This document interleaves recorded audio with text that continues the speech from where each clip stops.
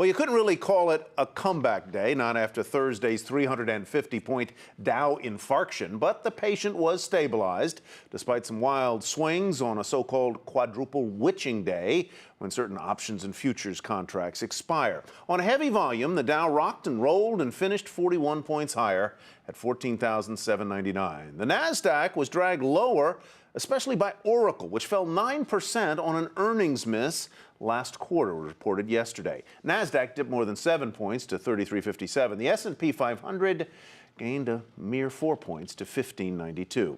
The yield on the benchmark 10-year Treasury note hitting 2.5%, the highest in nearly 2 years. Overall, the week answered some questions. No, stocks don't always go up. Yes, the Fed will stop buying bonds sometimes, but it also left some queries hanging in the winds. For most of us, thoughts about our investments this week were unnerving, to say the least. There's just a lot of uncertainty out there. You know, if you take a few bruises, you just got to play your best game. And what do you do? That's the stock market. That's how it works. At the start of the week, a two-day run-up on the Dow and the S&P put May's record highs back in sight. Then came Wednesday and a 200-point drop after Federal Reserve Chairman Ben Bernanke put investors on notice with word the Fed may trim its bond buying before the end of the year and end it not long after that.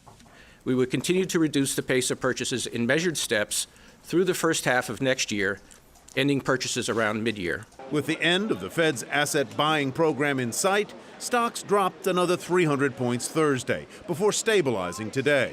Of course, that plan depends on whether the economy continues to improve. Gone in 2 days were the last 2 months of gains in the stock market. For the year, though, stocks are still up more than 12%, even if a lot of us still have doubts about the health of the economy. The unemployment needs to be fixed. It's horrible. The housing market still isn't really good. I'm worried about the economy. So what's next? The year is almost halfway done. Corporate profit reports will come soon. Even experts are nervous. That housing recovery? Well, mortgage rates are inching up.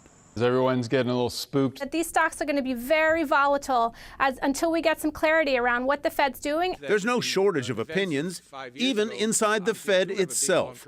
St. Louis Fed President Jim Bullard, still worried about the economy, today said the announcement of a bond buying pullback was, quote, inappropriately timed. Others say Bernanke and the Fed got just what they wanted.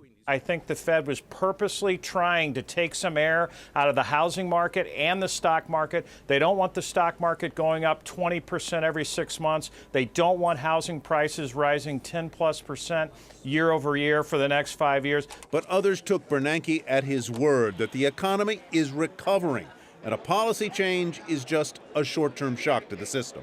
We are babying, over-medicating this economy. This economy is like a 12-year-old sitting on a bicycle with training wheels. It can cycle forward on its own. Where are you going to put your money right now? In cash?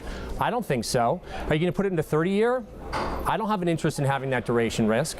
I'm going to put it in equities.